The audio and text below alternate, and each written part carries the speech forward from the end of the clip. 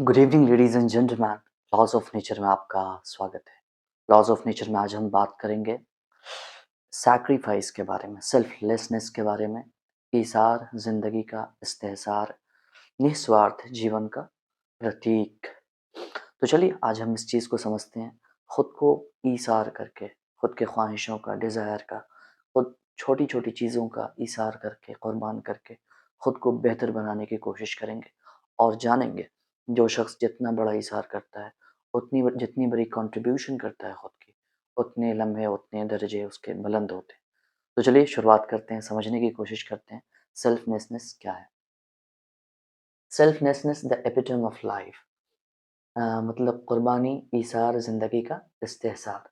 Sacrifice provide the motivation to look outside the walls और boundaries. Sacrifice, कुर्बानी जो है ना, हमें इस अपनी बनाई हुई बाउंड्री से बाहर निकलने को कहता है। ये बाउंड्रीज जो हमने खुद बनाए रखे हैं डिज़ायर के नाम पे, नफरत, फियर के नाम पे, कई ऐसी चीज़ें हैं जिसके नाम से हमने ये चीज़ें पाल रखी है, बना रखी है कि इस बाउंड्री के बाहर हम अपने आप को नहीं ले जा सकते। किस तरह से हम अपने आप को बाहर ले जाएँगे, किस तरह की सोच से, किस तरह की थिंकिंग से और क्या हम सोचते हैं, उसे जानने की कोशिश करेंगे। पहली चीज़, हम लग्ज़री चाहते हैं। ज़्यादातर लोग जो इस दुनिया में हैं, वो आराम पसंदी को सबसे प्रायोरिटी देते हैं। रिस्ट्रिक्शन वो चीज़ होती है जो हम अपने ज़हन से, अपने माइंड से खुद ऐसी बाउंड्रीज़ बनाए होते हैं, जिससे हम अपने आप को छलांगना नहीं चाहते, आगे ले जाना नहीं चाहते। वो रिस्ट्रिक्शन रखते हैं। फ़ियर, एक खौफ हमारे ज़हन में हमेशा तारी होता है कि अगर हम इस रिस्ट्रिक्शन से बाहर गए, फिर हमारे लिए दुश्वारियाँ हो जाएँगी। तो लग्ज़री को छोड़ने से हमें हमें किस तरह का ज़हन मिलता है?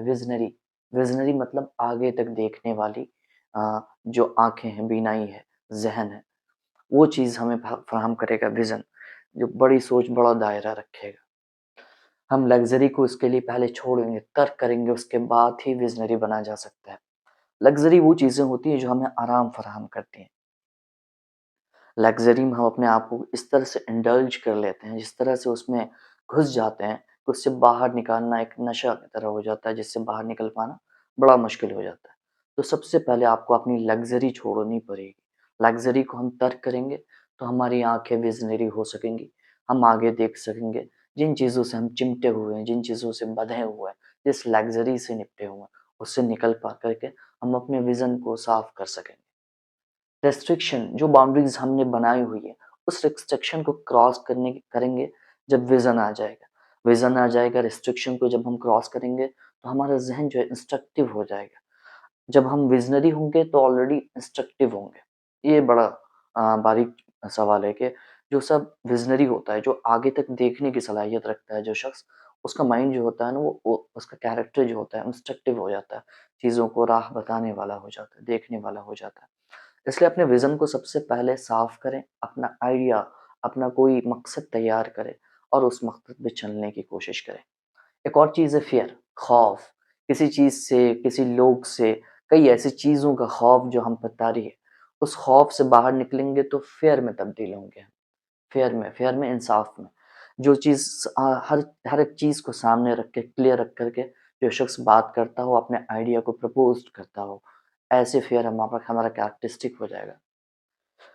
2 तरह की दुनिया में हमेशा से लोग रहे हैं, एक स्लेव माइंड के, दूसरा सॉवरेन, खुद मुख्तार, अपने फ़ैसलों को लेने के लिए खुद अपने ऊपर डिपेंड करते हो, खुद मुख्तार कहलाते हैं। स्लेव जो अपने फ़ैसलों को, अपनी चीज़ों को करने के लिए इस एनवायरनमेंट के तई हों, इस एनवायरनमेंट के हिसाब से चलते हों, और दूसरे लोग वो हो गए। सॉवरेन जो खुद मुख्तार होते हैं, वो इंस्ट्रक्टिव होते हैं, चीज़ों को करते हैं, देखते हैं, अपने फ़ैसलों को लेते हैं।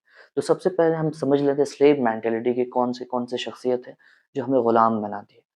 कौन सी ऐसी सॉवरेन है जो हमें हमें खुद मुख्तार बनाती है, अपने फैसलों को, अपने डिसीजन को, अपने आइडियाज़ को बताने की कोशिश करती है।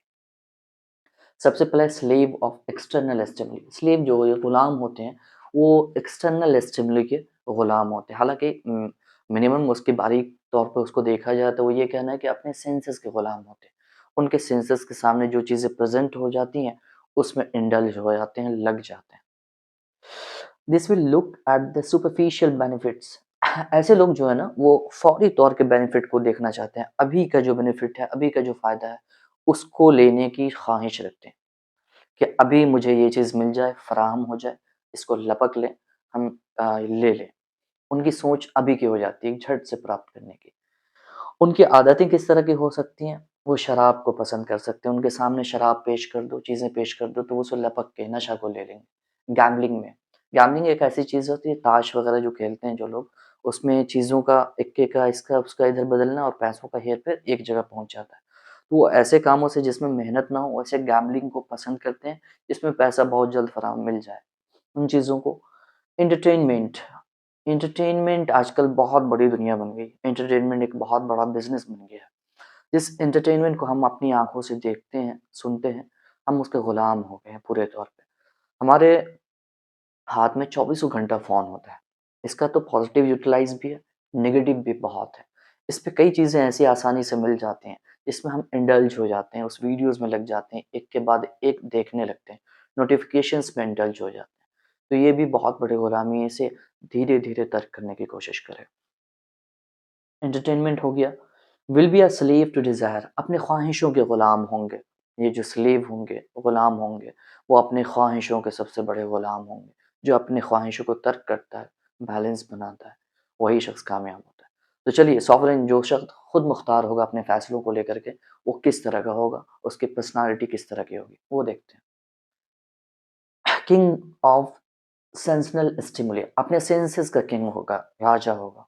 अपने सेंसेस पे उसका अच्छा कंट्रोल होगा।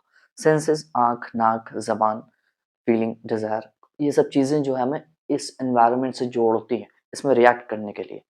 अब जिस शख्स का इस पे जितना बेहतर कंट्रोल होगा, अपने इमोशंस पे, अपने जज़्बात पे, अपने सेंसेस पे जितना बेहतर कंट्रोल होगा, वो उतना ही बेहतर अपने आप को खुद मुख्तार रख सकेगा।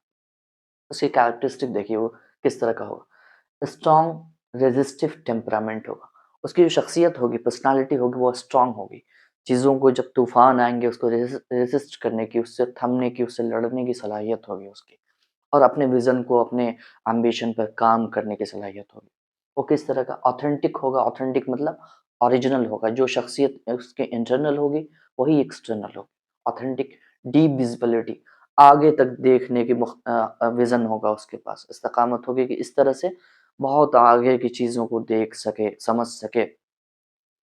Must be ready for tomorrow, वो अपने आप को, आज को इस तरह जीता होगा जो कि कल उसके लिए इससे बेहतरीन हो सके। अपने कल को, फैसलों को आज तैयार करता होगा कि उसे कल करना क्या है। द डील मस्ट बी विट, जब भी उसके साथ कोई डील करेगा, कोई सौदा करेगा, उसकी विट, उसकी हकीकत को जान रहा होगा, पहचान रहा होगा।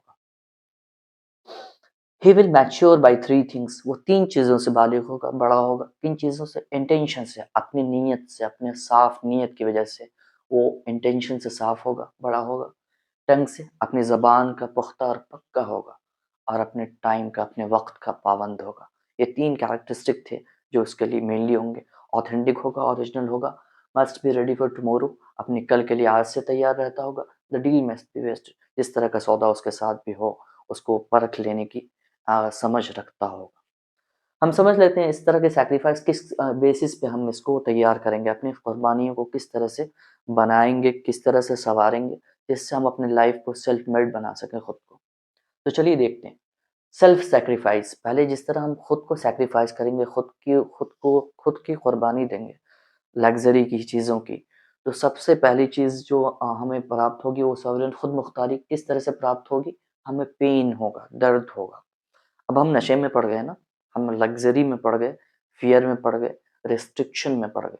अब उन चीज़ों से निकलने के लिए हमें खौफ़ होगा, हमें दर्द का सामना करना पड़ेगा, कई चीज़ें आएँगी जिसको फ़ेस करने पड़ेंगे।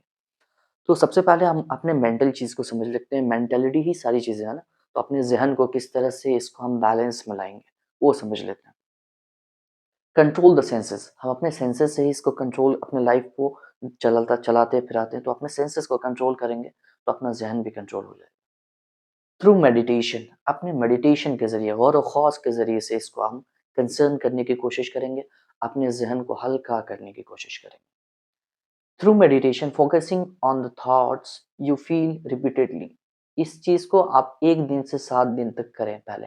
उन थॉट्स को जो आप रिपीटेड बार-बार अपने आपके ज़हन में आते हैं, आपके दिमाग में आते हैं, उन थॉट्स को कंसर्न करने की, उस पे फ़ोकस बनाने की मेडिटेशन के फॉर्म में उन थॉट्स को गौर करने की कोशिश करें कि किस तरह के रिपीटेड थॉट्स ज़्यादा टाइम, देर तक किस तरह के थॉट्स हमारे ज़हन में आते हैं। पहले उसे परखने की, देखने की कोशिश करें। 7वें दिन के बाद आफ्टर 7 डेज़ 8वें दिन, now shortlist those ideas on which you can take actions. ठीक है? अब थॉट्स को आपने तलाश कर लिया, कौन से थॉट्स कितने महत्वपूर्ण हैं, कितने बेहतर हैं। उसमें से एक चूज़ करना है जिन थॉट्स का आपके ज़हन में बहुत सारे दिन भर में थॉट्स आते हैं, बहुत सारी चीज़ें, बातें आती हैं। मगर 7 दिन तक तो उस पे फ़ोकस करना है कि किस तरह के थॉट्स आते हैं, किस तरह के थॉट्स रिपीटेड आते हैं, बहुत ज़्यादा आते हैं। उसमें से तलाश करना है 8वें दिन, 7वाँ दिन क्रॉस करके। ये कंसर्न करना है कि कौन-सा ऐसा थॉट है जिस पे मैं स्टेप ले सकूँ, कौन-सा आइडिया मेरे ज़हन में आया है, जिस पे मैं स्टेप लेके उस पे सही में पॉज़िटिवली काम कर सकूँ। बहुत से आइडियाज़, बहुत से थॉट्स ऐसे आएँगे जिसमें दम नहीं होगी, कुव्वत नहीं होगी। उसे साइड करने की कोशिश करेंगे। जिस आइडिया में दम होगा, जिस पे हम स्टेप लेके काम कर सकेंगे, उस आइडिया पे, उस थॉट पे कंसर्न करेंगे और अपने आप को बेहतर बनाएँगे उस आइडिया के ज़रिए से। ये सारी चीज़ें थी, अपने आप को स्लेव टू सॉवरेन, खुद मुख्तार बनाने तक, गुलामी से खुद मुख्तार बनाने तक की कहानी। आई होप कि आपके लिए आसान रहा हो, बेहतर रहा हो। इंशाल्लाह ये वीडियो आपके लिए फ़ायदेमंद होगी। आप इसे कंसर्न करने की कोशिश करें, खुद के साथ मवासिलात बढ़ाने की कोशिश करें, फ़ोकस करने की कोशिश करें। आप किन चीज़ों में उलझे हैं, उसे तलाशने की कोशिश करें। आज के लिए इतना ही। हँसते रहिए, मुस्कुराते रहिए। शुक्रिया।